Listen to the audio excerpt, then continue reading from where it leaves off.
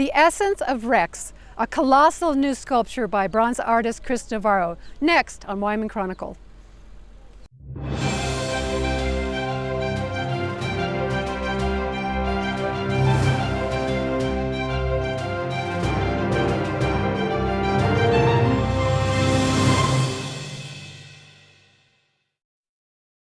Award-winning bronze artist Chris Navarro has created more than 27 monumental and life-size sculptures gracing public places and museums across the nation, including Casper. His newest creation, The Essence of Rex, is now at home on the campus of Casper College. Our interview is taking place inside the Tate Museum, and Rex is waiting for us just outside. Chris, thank you for agreeing to appear on Wyoming Chronicle today. Oh, it's my pleasure, Margaret. I'm glad to be here. Okay. And on a historical note, today is July 17, 2014. When this program is broadcast in the future, we want our audience to know that the Essence of Rex arrived at his new home on the Casper College campus in July of 2014. So Chris, I understand you had a little fun with Rex when he was making his way to his new home. Yeah, I got quite a looks driving down the road because I hauled him down here on my own flatbed trailer, so I had to haul him. In fact, he was too tall to go through the tunnels over at Wind River Canyon. Yes. And that's the way I usually travel back because I've been using the same foundry for 34 years. So I had to go all the way around Buffalo and up through the mountain pass and bring him down. It was an interesting trip. Yes, I understand you ran out of gas. I did run out of gas. I don't try to do that very often, but well, I thought I had enough gas. My computer said I had enough gas, but it was a heavy load. I just ran out of gas just 15 miles from Casper. Yes, I bet there's a picture of that on Facebook across the country as people see that. That's my proudest moment. Yeah. Now, what about you had an unusual ride with Rex on his way to his new home? Yeah, the Casper College decided to enter the bronze sculpture in the parade on a float. So we built a float, and in fact, it did win first prize for all the floats at the parade. It was quite a unique day, and I got the inspiration to ride Rex through the parade. It was pretty fun, to be honest with you. So. Yes, I can just see the look on the faces of the kids as you go by. Well, it was kind of like riding bulls. I used to ride bulls for Casper College 38 years ago, so I had my old rodeo vest, and I put it on when I was riding them, and it brought back some memories. It was a really fun day. It was a beautiful day, that day too, as well. What brought you to Casper, Chris? Well, in fact, Casper College brought me to Casper.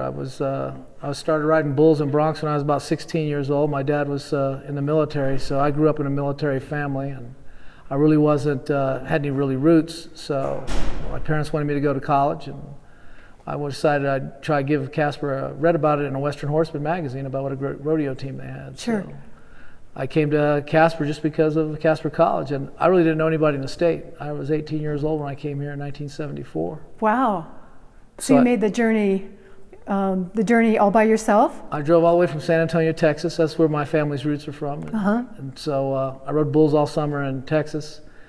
And I bought an old car for $250. And I think I had $400 in cash on me. That was my whole life savings. Everything I owned was in the trunk. And I drove up to Wyoming, and I'd never been here before. Didn't know anybody in the state. Yeah. And I drove up. What an adventure. It was quite an adventure. And I stayed at Casper College at Bailey Hall. I drove up there and lived there for a couple of years, and kind of liked Wyoming, and really kind of stayed at Casper and settled here. And so you consider yourself a true Wyomingite? Well, I do. I mean, I've been living here since 1974. I mean, when you grow up in a military family, my dad, we were stationed all over. In fact, I came from Europe. I graduated high school in Europe. We lived in Madrid, Spain for 3 years. I did, and so when I came here, I wanted to come back to the good USA, and but as a military kid, you grow up living in different bases. Every 2-3 years, you pick up, so you don't really set down roots, and you make friends, and then you leave those friends, and you got to make new friends. So you kind of start all over from scratch and reinvent yourself. So it wasn't that big a deal. I really didn't even think that much about it, but some people have when I tell them the story, to drive all the way from San Antonio and not know anybody up here and just kind of come up here. Well, Casper is fortunate, and Wyoming is fortunate that you did make your home here. Well, one of the things, I was a cowboy, and it was a cowboy state, and I thought, man, what a cool place to live. Yep, that's where you belong. Now, Chris, what made you want to become an artist? Well, I've tried to ride bulls for a living, and I rode broncs, and I was a lot better at the bulls, so I kind of concentrated on the bulls the last year of my career, and I tried to make a living at it. I just, I told people when I quit riding bulls, I was so poor I couldn't afford to pay attention. So I came back and I started working in the oil fields. Wyoming was booming at the time. Sure. It was 1977, I think, somewhere around there. And I started working in the oil field, and I was just working for a paycheck, you know, and I didn't mind the work. It was kind of dirty outside work, and I didn't mind traveling around the rigs and working.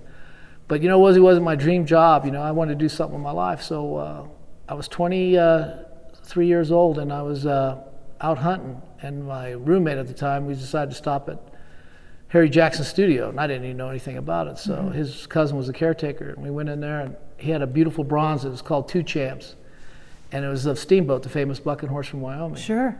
And I saw that bronze, and it was beautiful, and it just had a power. I wanted to own it, and I said, "Hey, you don't mind me asking, how much is that sculpture?" And he goes, "Well, that's $35,000." Yeah. I said, $35,000. I could never afford that, but I wanted to possess it, and I said, "You know what? Maybe I can make my own." So the next day we got back to Casper, and I went out to 2nd Street at Godek's art store. John Godek was there first time I met him, and I said, I was very naive. I really didn't know what I was doing, and I just kind of walked in and I said, "Hey, I really want to become a bronze artist. Can you sell me the supplies I need?" He said, "Sure, I'll set you up." So I spent a couple hours there, and he sold me a bunch of stuff. I loaded it into my pickup truck, and then I drove over to the Natrona County Library, and I went in and saw the librarian, and I said, "You know, I really want to become a bronze artist. Can you give me all the books you have on sculpting?" So I got about 20 books. I loaded them in my truck, and I was living in a little trailer, a 10 by 55 trailer out in the middle of nowhere. I took all that stuff, and I started making my first bronze. It was of a bull rider, you know, something I had a passion about. I wanted to sculpt, so I ended up sculpting it, and it was called Spinning and Winning, and it was my first piece, and I was, you know, got it cast up at my foundry up in Cody, which I've been with for 34 years now. And Bucky, the owner of the foundry, he saw it. He said, "You know, it's a pretty good piece for your first piece after it was finished." And he said, "You ought to enter in an art show up here at Cody, at the Cody Chamber." And I said, "I don't know, you know, that's a little..." This is my first piece, so he entered it for me, and it won the amateur division. It won first place. I got $15 in a blue ribbon. Amazing. So without any formal education in being a bronze artist, this just came out of you.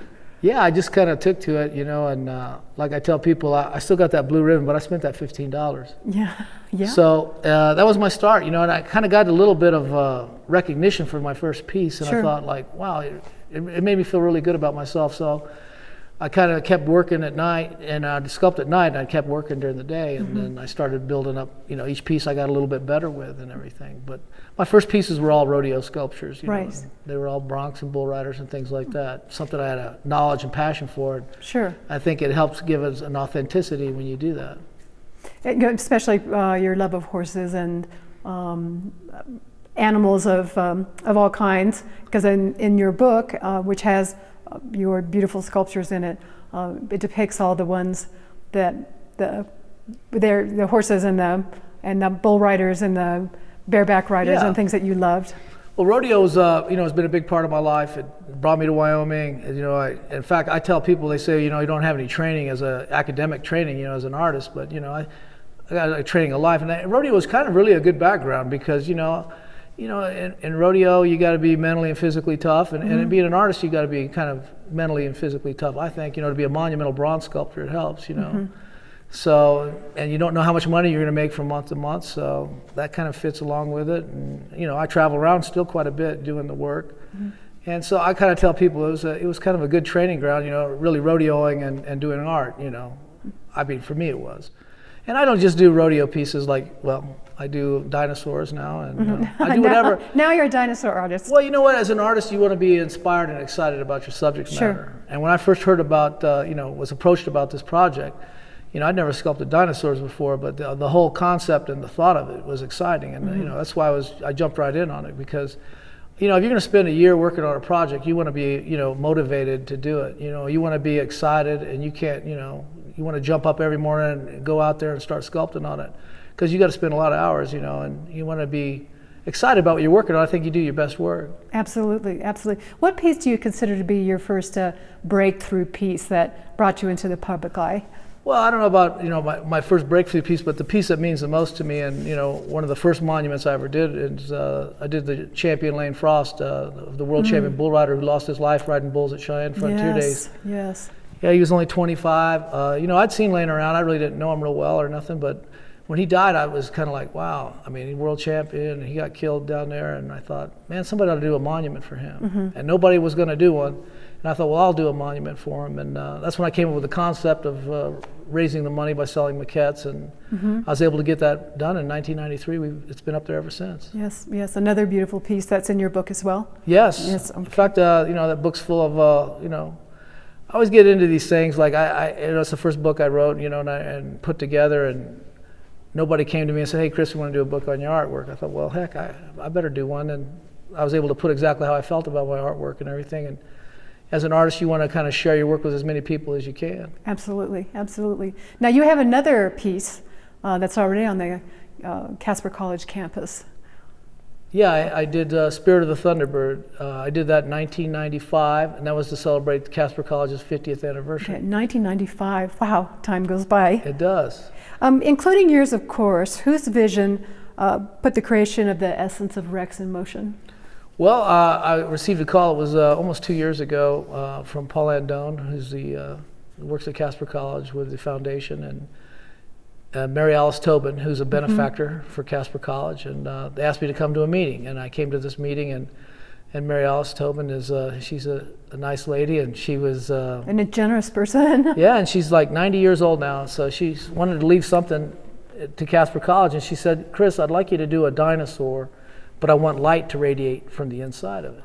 And I thought, wow. I go, that's caught me by surprise, because I never thought that was something that she would say. And I thought, well, let me think about it for 2 weeks, and I'll get back to you. Well, I started dwelling on it, and it started incubating in my mind, and I came up with the idea to make a T-Rex, because he was the most ferocious predator that ever walked the earth. And then I thought, to make the light come out, I have to have a negative space, and that's when I came up with the idea of designing the negative cavity with a skeletal system in it. So when I was able to do that, I thought the light would come out of it. And then when I showed him my concept, so I kind of jumped the gun on it a little bit. I didn't get the okay or anything, but I started sculpting this maquette because, when you get kind of inspiration, you just want to jump on it then. Absolutely, absolutely. And because a dinosaur like Rex is a little different than the sculptures you usually do, what kind of research did you do to enable yourself or prepare yourself to do this sculpture? Well, I went and studied, they have a full-size skeletal of a T-Rex in Thermopolis at the museum up there. It's a resin casting, and I went and studied that. That was very informative. And then I did a lot of research on the internet and talked to some dinosaur experts here at the museum at the Tate, and they kind of gave me some, I showed them what I was doing, and I had the pelvic girdle wrong and a couple of nuances that they asked me to change. And I did that because, I'm not really I don't consider myself an authority on dinosaurs, but I was excited to do it because, they've been extinct for 65 million years. Yes. And so to bring it back to life, but, it's a really interesting concept is to show it half fleshed out. Like when you look at the T-Rex from one side, it's completely fleshed out, but then when you look at it from the other side, you'll see the skeletal form. Yeah, and we'll see that when we go outside. And it's a unique idea.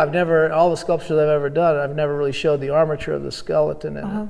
But even though when you build a sculpture, you have to consider the armature is what holds the clay onto the sculpture when you start doing it. So it was kind of unique to actually use a skeletal system as the armature. So how do you take a maquette of that size and make it into a sculpture that's as big as Rex is outside?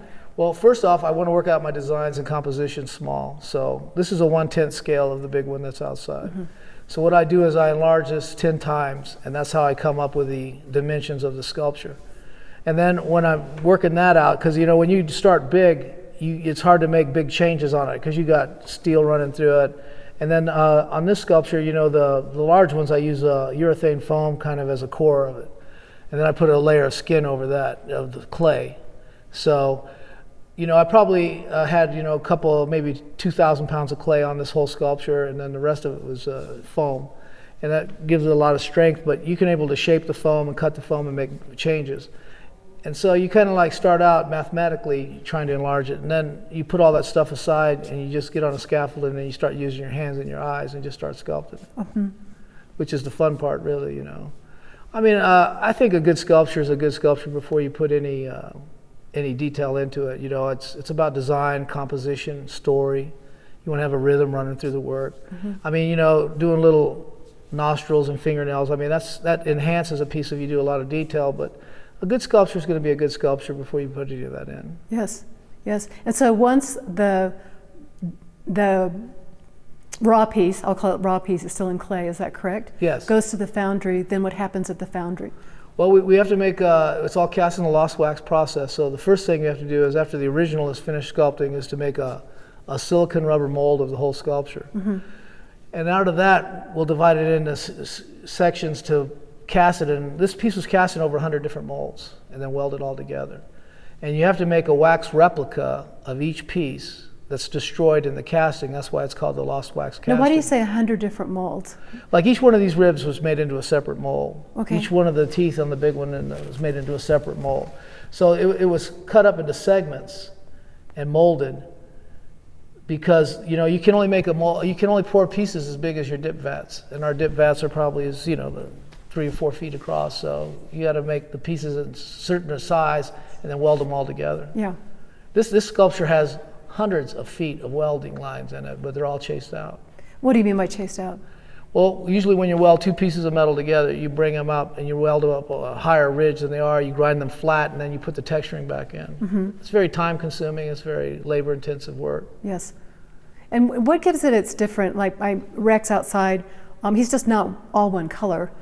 He's different colors. How do you obtain the different colorings on the skin on the inside? Well, that's patination is what it's called. It's where you Mm-hmm. patina the metal and you apply chemicals and you rub the metal back and then you do it. Like when you see bronze, it has kind of a goldish hue to it. Mm-hmm. And so I always like to have some of the bronze coming through so you can actually see the raw bronze. Uh-huh. And then you use different chemicals to cause reactions to the metal. And then you increase them when you apply it. All these chemicals are applied with the heat, with the torch. So you sandblast it first to get the metal clear, and then you put the chemicals on and you torch it, and it causes the oxidation to advance. Yes. That sounds like hot and dangerous work. Well, it's the foundry business is dirty business. I mean, Yeah. you get dirty from head to toe, and it's not. But bronze is such a tough and durable medium. It's great to work in because you can, just like Spirit of the Thunderbird. You look, that big sculpture is all held up on one toe, where it's brushed up against his ankle. So the tensile strength is able to do that with bronze. Like you can't do that with any other medium like wood and rock and concrete and sculptures like that. You can do that with bronze though. And that's one of the things I like to take advantage of. And the lifespan of bronze. This sculpture will be along thousands of years after I'm gone. And, Right. And that's kind of, it's kind of rewarding as an artist to know your work's going to be around for generations after you've been gone. And Yes. it's kind of like you leave a bit of your imprint and life, and what you left behind will be enjoyed by, not just my great-great-grandkids, but other generations. Right. Your legacies. Yes, I mean, who doesn't want to leave behind the work that they've spent their lifetime doing, Absolutely. And that's why I think, being a professional artist is one of the most satisfying careers I could have. I'm very fortunate and blessed to have this passion to want to create all these sculptures. And I mean, I work at it pretty hard, but, if you want to be great at something, you got to love what you do. Mm-hmm. And I don't think you can be great at anything unless you really love it. And, Yes. I love making art, and I love creating, and I love working and being self-employed, and I'm just so fortunate to have the life that I have. So you make your sculptures at your own place here in Casper. Yeah, I sculpt them at my studio here, and I've been using the same foundry in Cody, Wyoming for 34 years, Coleco Foundry. Bucky Hall's the owner of it, and me and him have been together as long as me and my wife. We've been working together that long. Mm-hmm. Mm-hmm. And how did you decide how to make him,